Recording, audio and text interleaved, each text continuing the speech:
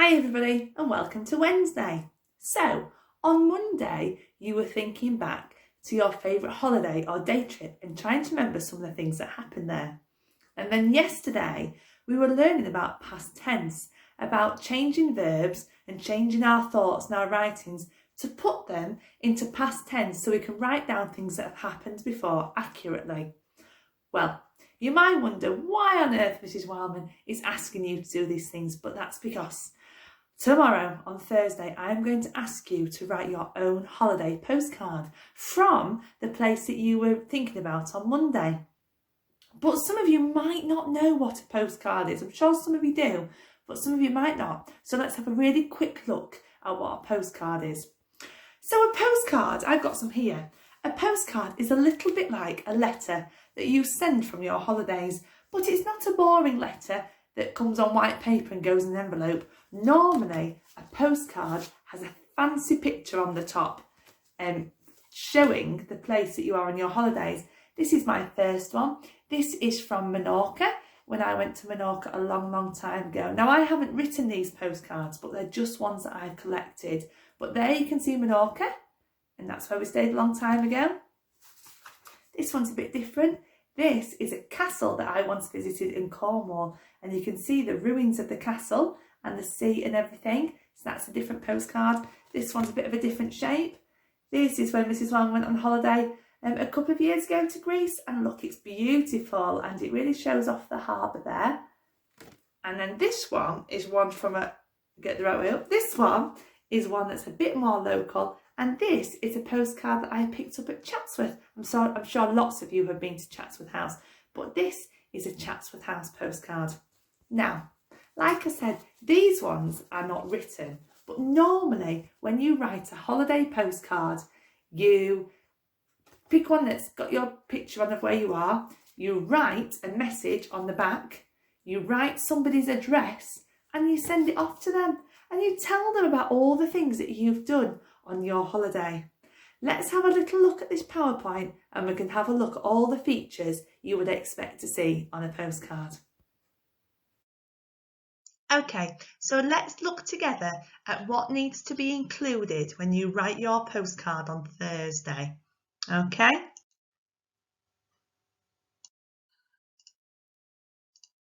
So the first major thing is a space on the front for the picture. And like I showed you, there's some here, there's a space on the front for a picture. And the good news is when you've written your postcard on Thursday, after you've done the writing, you can do a big picture on the front as well. So there's always a space on the front for the picture. On the back, I don't know if you can see it very well, there are some lines, and those lines are for you to write the address on. And these lines would be for the postman or the post lady to work out whose house to send it to. On the other side of the postcard, there is a space to write about your holiday. So this is where you would actually write down what you got up to on your holiday. And that's why on Monday, I was getting you to jog your memories and remind yourselves what you'd been up to on your favourite holiday. So you can't see this one very well, but the writing should include some of the things that you have been doing. In the top corner, there's normally always a space for a stamp as well, for you to send it in the post. And like I said, you would write the name and the address of the person it's going to on this side. So that's what a postcard looks like, and that's what you're going to have on Evidence Me on Thursday. There's a big blank space there to write in, and the lines are where the address would go. So this is the important bit. What might you actually write in your postcard? Now, if I was you, I'd be writing what I did on my holiday and how it made me feel. So it's almost like a mini diary entry. And this says here, yesterday we went to the beach. I felt elated after having such a fun time splashing in the sea. So you heard me say that I went to the beach and that I splashed in the sea. And I also used the word elated to tell the reader how I was feeling at that point on my holiday. Here's an example one. We can read it together. It says, "Dear Tom, we are having lots of fun on holiday. Yesterday we went to the beach. I made a huge sandcastle and ate lots of ice cream. Today we went to a theme park. We went on lots of scary rides, but it was lots of fun." And it says, "Tomorrow we are going to go on a boat trip and I hope we will see some dolphins, from Anna." So you can see the dear at the top and the from at the bottom. It's just like a mini letter all on one side of a postcard. And then you can see the address of the person they're sending it to. So this one's going to Tom Hill at 123 High Street, Clifftop Town. So there's a space to write about what you've done. There's a stamp in the top corner. There's a lines for writing the address and the name and the address of the person you are sending it to. And that's a picture of the front of this postcard.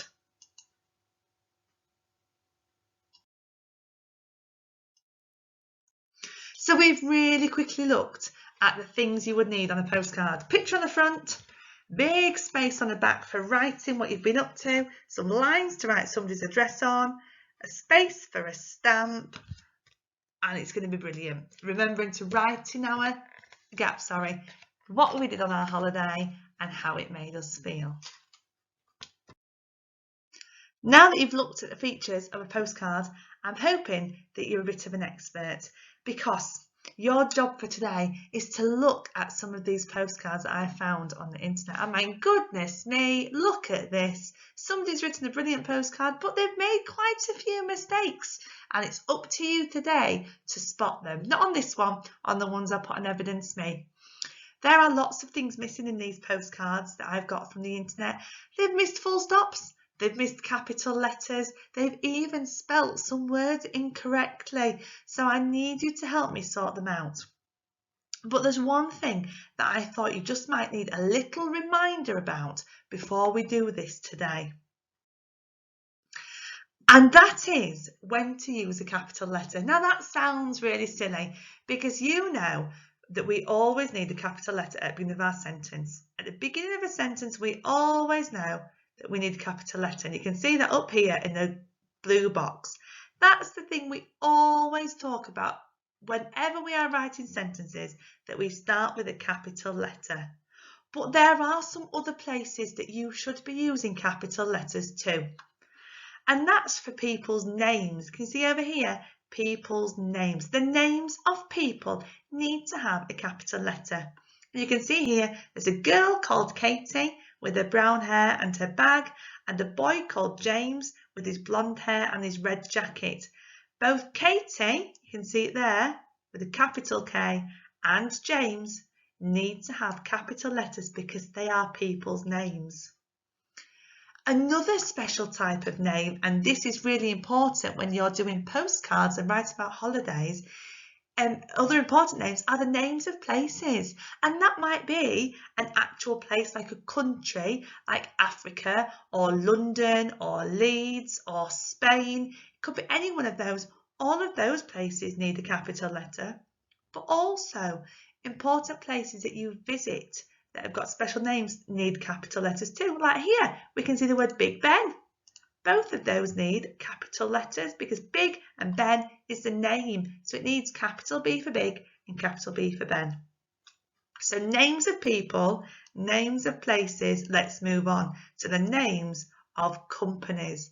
Now this company here is called Panasonic. You might not know Panasonic very much, but they are an electrical company, a bit like Apple. Apple's the name of a company, so Apple would need a capital A. And I bet you all know what this company is here, don't you? You've all seen this one. That's right, it's Google. And because Google is the name of a company, it needs to have a capital G. The days of the week also need capital letters. Here we've got the days of the week. Let's put a bit of a purple cloud on them. Days of the week need capital letters. Monday, Tuesday, Wednesday, Thursday, Friday, Saturday, Sunday. You can see they've all got capital letters. And also the months of the year, they all need capital letters too. And then this one's really important. Every so often we forget this. The word I, when I'm talking about me, I am called Mrs. Wildman. I like to eat chocolate. I always need to be a capital letter. I don't see any of these lowercase i's that look like that. No way. We want capital I's when they're on their own. Only when they're on their own though, remember that. I know that was a bit whistle stop, but let's have a little look at some that I've done on my whiteboard that we can correct together, okay? And I will add this sheet onto Evidence Me in case you want to print it out, because it's a good one to keep at home, this sheet that I found on Twinkle. Okay, let's have a look at correcting some together.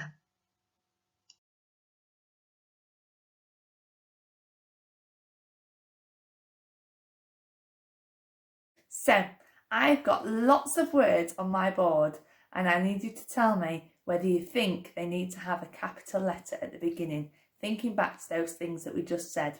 So we're thinking about whether it's the name of a person, the name of a place, the name of a company, a day of the week.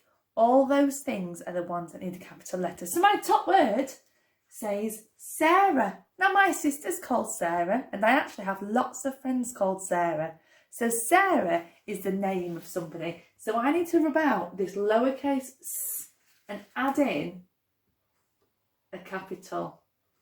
Now you should remember that capital letters are taller than lowercase letters. So when we are looking at your writing, your capital letters should be bigger and taller. Now we've got the name Jack. We've got a few Jacks at school and we all know that that needs to not have a lowercase j, need to change it to a capital J. And again, I'm sitting it much higher up because a capital letter needs to be taller. Now, some of you might have been on a holiday to London. Here's the word London.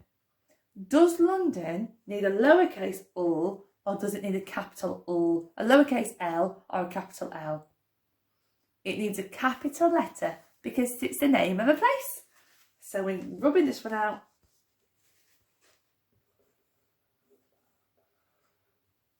The name of a place. Okay, now we've got this one. Oh, this will divide opinion. I've got Bramall Lane. Bramall Lane. Some of you will love Bramall Lane, some of you will not love Bramall Lane. But Bramall Lane actually is the name of the place where Sheffield United play. And it's the name of a street, it's the name of a road, so it needs to have a capital letter. The next time you get a letter through the post, or your grown-up does, have a little look at it and see if it's got a capital letter for the name of your street, because it should do, because it's the name. So let's rub out the B, lowercase b, and change it to a big, tall, capital B. Also, you need it on Lane as well, because Bramall Lane is still the name of it, so Lane needs to have a capital L too. Oh, now this is one of Maisie's favourite places to be. This is Pizza Hut. Pizza Hut. If it was just pizza, that wouldn't need a capital letter because pizza isn't the name of anybody or the name of a restaurant or a company or anything. But Pizza Hut is the name of a place where you can go and eat. So Pizza Hut needs capital letters. P for pizza and a capital H for hut.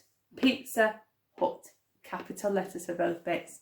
And the final one that's just falling off the bottom of the board is the word Monday. Monday. And by now, whether you're year 1 or year 2, you should know that the days of the week begin with a nice, tall, capital letter. Okay, so we've had a quick refresh of when you need a capital letter. Keep it in your head and put it into practice. Go and have a look at the postcards that I've put on Evidence Me and see if you can help me sort them out, because they're in a real jumble and I can't wait to see what you get up to. Okay, I'll see you later. Bye.